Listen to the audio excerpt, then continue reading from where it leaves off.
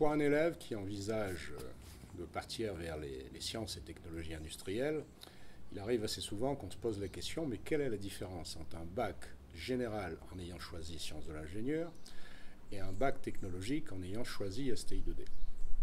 Si on regarde les programmes, je ne vais pas rentrer dans les détails, mais globalement, on s'achemine vers les concepts équivalents. On va parler de matière, d'énergie, d'information dans les deux cas. L'angle d'attaque, cependant, est différent. En sciences de l'ingénieur, on a beaucoup moins de temps pour les mêmes contenus de programme à peu près. Donc ça s'adresse à des élèves typiques du lycée général qui vont avoir un cours plus dense, plus rapide, pour absorber les concepts scientifiques et techniques qu'on va essayer de leur apprendre.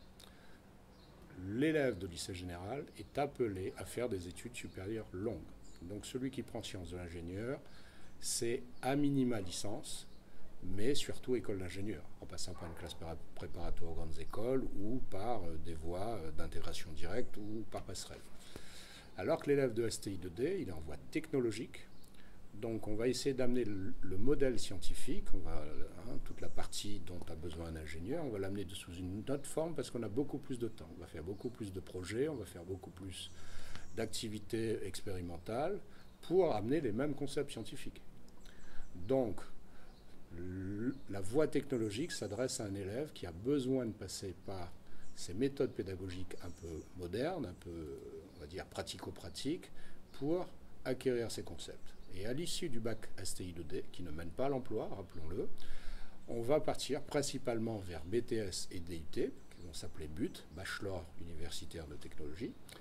Ça a l'avantage de sécuriser le parcours, puisqu'on peut s'arrêter à bac plus 2 ou bac plus 3, ça peut intéresser certains élèves et certaines familles, et ça laisse quand même toutes les portes ouvertes pour rejoindre le métier d'ingénieur par des voies spécifiques. On a des classes préparatoires spécifiques pour les élèves de STI2D, on a des quotas à l'IUT pour les élèves de STI2D, et donc voilà comment vous devez mener votre réflexion pour faire le choix entre un bac général et choisir SI, sciences de l'ingénieur, ou passer par un bac technologique et choisir STI2D.